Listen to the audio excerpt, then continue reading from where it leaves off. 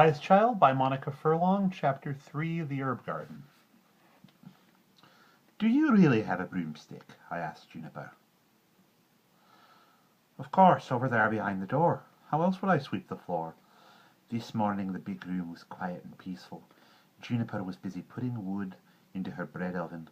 3 loaves had already been set to rise on the table. She was singing as she worked. Seeing her flushed and busy and the house so pleasant and normal, it was hard to believe that only last night I had felt myself in danger. The sun shone upon the scrubbed table. The fire had gone out, leaving a pile of ashes on the hearth. Ruby and Pearl were nowhere to be seen.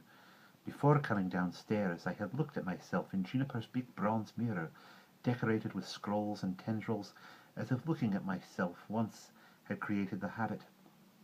My eyes now went automatically to the round mirror over the fireplace. When I looked in this mirror, however, I did not see my pale face, swollen eyelids, and spiky hair reflected. Instead, I could see the village street quite clearly, with old Donald limping in his bandy way down the middle of it. 2 of the women talking on a doorstep and another sweeping at her house. I exclaimed with astonishment. Juniper, who was pouring creamy yellow milk out of a big jug, looked up with interest. "What can you see?" she asked curiously. "Donald and Margaret," I said shortly. The sight of the milk had made me aware that I was once again extremely hungry. It was wonderful that there was plenty of oatmeal and bread and honey. Soon my stomach felt round and full. "Why does the mirror show the village?" I asked Juniper. "It's a magic mirror," she said matter-of-factly. "After breakfast," she went on, "you must have a look at Daisy and the rest of the garden. Then we'd better do some lessons." "In magic?" I asked. I was both curious and scared. Juniper laughed. "I thought we'd begin with reading, writing, astronomy, fairy stories, that kind of thing. Later on we'll do a bit of Latin." "Girls don't learn Latin," I told her. "It unfits them for marriage." I was quoting my Uncle Gregor's views on the education of girls. "And I never heard of a school that taught fairy tales."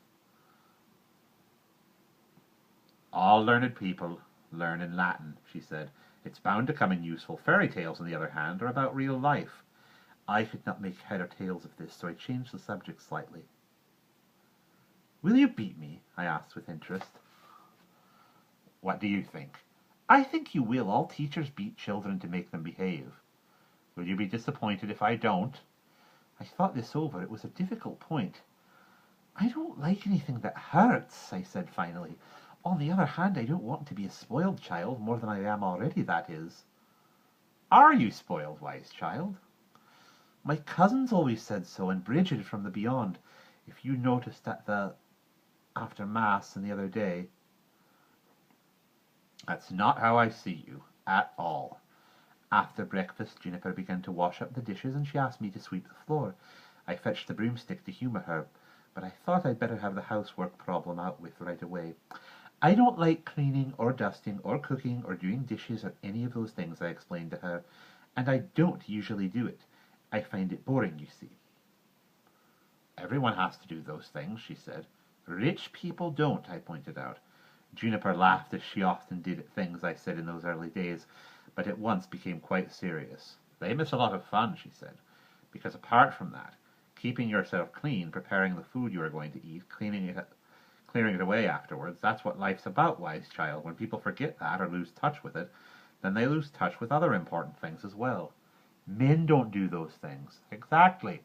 Also, as you clean the house, it gives you time to tidy yourself up inside, you'll see." I was surprised to find that I quite liked sweeping the floor. Partly it was that I wanted to get a good look at the broomstick. I folded 2 smaller carpets and laid them on a flight of steps outside the front door, and then, since Juniper had disappeared into the dairy, I took a careful look at the broom. It had a straight grey branch for a handle, and a bundle of twigs exactly like my grandmother's broom. There wasn't much dust around, but I swept what there was down the cracks between the flags, and put all the carpets carefully back into place. Then I started dusting, though there were so many interesting things to clean that I did not seem to make very much progress. Apart from the lute and the harp, which I could not resist twanging, and the cards, which I kept well away from, there was a sort of stone purple network with crystals in its heart. There was a big bowl of sweet-smelling herbs that gave the room a lovely scent I hadn't noted the night before. There were tiny vases made out of silver, crystal, and what looked like pearl. There was a huge piece of jet. There was a tube with a tiny hole in the top of it, and when you looked through it you saw a pattern of bright colours that spread and changed. Juniper seemed gratifyingly pleased with my labours when she returned. "You see, you do it beautifully," she said. I preened myself. We passed out the back door into a little red-tiled courtyard with Tilly's stable on one side, and beyond it a big room which Juniper used for drying herbs. Some branches of the plant we call queen's feather were spread out thinly on the floor, giving the room a scent like a new-mown hay. On the other side of the yard was a small barn that housed a dozen hens, a lot of hay, and Daisy, a small red and white cow. Only later, when Juniper taught me to milk her, did I discover that Daisy could be cross and obstinate, just like a person, showing you just what you least expected, shoving you when you least expected it, or kicking the pail over. Beyond the courtyard was the herb garden, separated from the meadow by a hedge, and now suddenly I understood the plan of Juniper's garden. She had about a hide of land, and it made a circle or a wheel with her house at the centre. The herbs were in a neat section of the wheel, fenced in by little hedges of their own. The inner sections of the wheel were the smallest herbs and the ones Juniper used most often: eyebright, pennyroyal, primrose, violet, chamomile, heartsense, and marjoram, brought back from distant travels like a number of Juniper's plants. Then there were bigger plants: love-edge, feverfew, woodruff, tansy, boredge, iris, lily, foxglove, marigold, comfrey, vervain, hyssop, rosemary, and wormwood, lavender, and southernwood. I did not know the names of most of these plants at the time, and I may be making up some of them, but these were the sorts of plants we usually worked with. Beyond these, on the outer rim of the wheel, were some ragged plants that the eye passed over quickly: nightshade, henbane, thornapple, white poppy, mandrake. They were dusty and unappealing. "Better leave them alone," said Juniper. "They can make you dreadfully ill." "Why have them, then?" I asked curiously. "They have their uses. Everything in its time and place."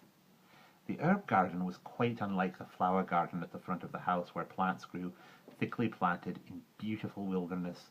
The herbs were neat, businesslike, pretty in their own way, but it was clear that Juniper grew them for quite another purpose. At the first glimpse I had no idea what labour these herbs would come to be to me. What a labour these herbs would come to be to me. The hours I would spend cutting, removing seeds, shredding roots, turning and dyeing, crushing seeds in a mortar, steeping, boiling, infusing, bruising, distilling, making ointments and essences, tinctures and teas. How I was to sweat and ache, weep and grumble over them. As it was, I gave them a brief glance before we went inside to start lessons. First, Juniper had me read to her, and I could see she was impressed. "You're a wonderful reader, Wise Child," she said.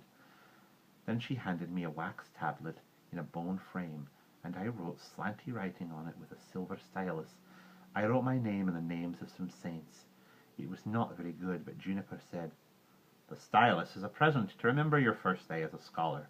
Then we did sums, which I liked. After that, she taught me a little English.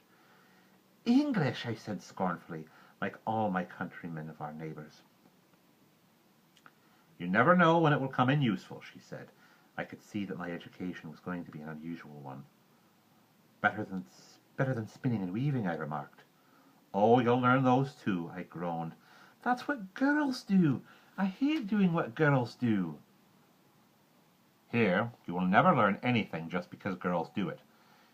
But it's a pity not to do things just because girls do them. Work must be done for its own sake."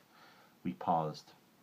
What is difficult about learning, any kind of learning, is that you have to give up what you know already to make room for new ideas. Until you get used to it, it makes you feel very silly, but then the reward is that you can suddenly do new things.